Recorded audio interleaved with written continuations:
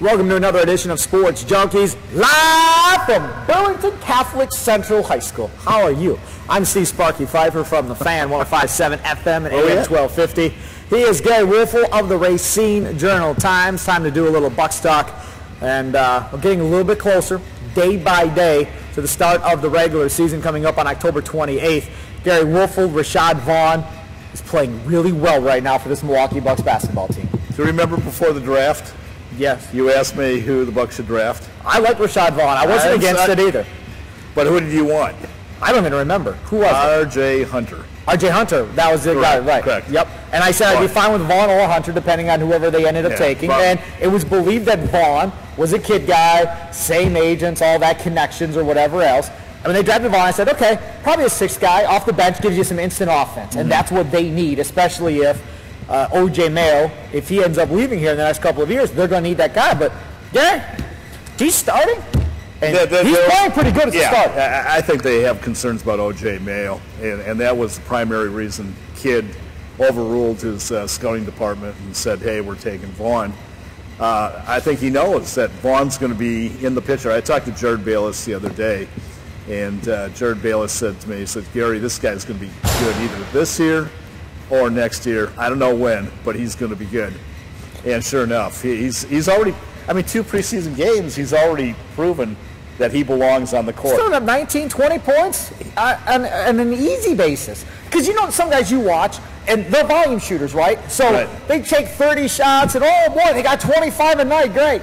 This kid, it doesn't feel like he's forcing it. Exactly. It feels like it's within the rhythm of the game, and you look at the night and the man go, wow, he had that many points? It didn't feel like he was ever forcing a shot. I couldn't agree with you more. He's made that seamless transition from college, after just 1 year of college, to the pro game. But what I like about him is he shoots the 3 ball freely. I mean, it's not a struggle for like a lot of guys coming out of college. He's got a nice floater in the lane that he throws up too. But they do not have any perimeter shootings. Middleton's capable, but outside of that, they are, and maybe to a degree, Chris Copeland. I mean, Copeland is probably their best shooter. Whether, you know, he's going to get a lot of minutes remains to be seen. But that's the one thing Vaughn can do. He can hit the perimeter shot. In today's NBA, you better have a 3-point shooter or more. Yeah, I agree. And, you know, the other thing to this point, I haven't, now again, it's exhibition season. Well, let me say that first. Michael Carter-Williams doesn't look any different to me. He doesn't. He looks like the same bad shooter he was last year. I think he's regressed. I'll be honest with you. He got worse. And what I've seen in preseason, he has not got, like you said. He doesn't look like he got better for sure. And he was 1 for 11 from the field. He was awful. I'll tell you what. To me, he is the definition of Jason Kidd's. He's going to define what kind of GM Jason Kidd is, because he gave up. No, John Hammond's the GM. Yeah, you missed. No, I didn't. You misspoke. And you're being facetious. Thank you. But it was Jason Kidd, without a doubt, who made that trade to get rid of Brandon Knight for Michael Carter-Williams. And I'll tell you what, I brought this up with some people the other day. The Bucks were 7 games above 500 at the time of the trade. Okay, where did they go the rest of the way? What do you think?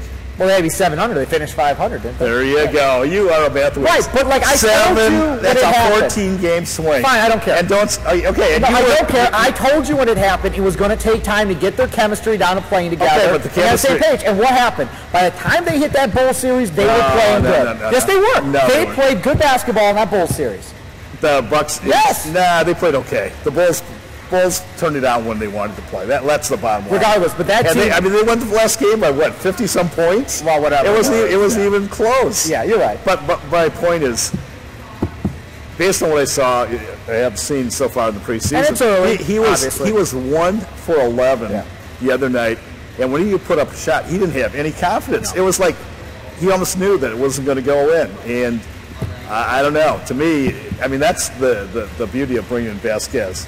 If Carter-Williams struggles, I think Kidd's going to have a quick hook and say, hey, we're going to go to Vasquez. And this is my thing on that, okay? Just quickly. Vasquez versus MCW. Yeah. Vasquez is a better shooter for sure, not without question. So he's the better shooter. But, and some people think I'm crazy when I say this, I think MCW is a decent distributor of the basketball. As far as his vision and getting the ball to the right guy. He's okay. And I don't think Vasquez has the same vision as MCW. I agree. So while you may, if you decide, okay, I'm going to sit MCW and start Vasquez, okay, yeah, you gain some scoring, but you lose the ability to move the basketball. Okay, so my point though, okay, so if you don't have a guy that can shoot, especially from the perimeter, he better be darn good in the other categories. Agreed. His defense has to be better too. And his defense has been average. And offensively, I think he's a good distributor too. But if you look at it, he should be getting 8, 9 assists a game. And he will this year because now Greg Monroe's on the team. Those are going to be easy baby assists. And if you watch the last game, Greg Monroe can score around the basket. But he's a double-double machine, we knew. I'm telling you, Steve, if he does not shoot better from the perimeter, this is going to be a disappointing year for the Bucks. I mean, right now everybody's on an upbeat about the Bucks, and rightfully so. I mean, this team has potential. Is it on just him, or is it on him and Giannis?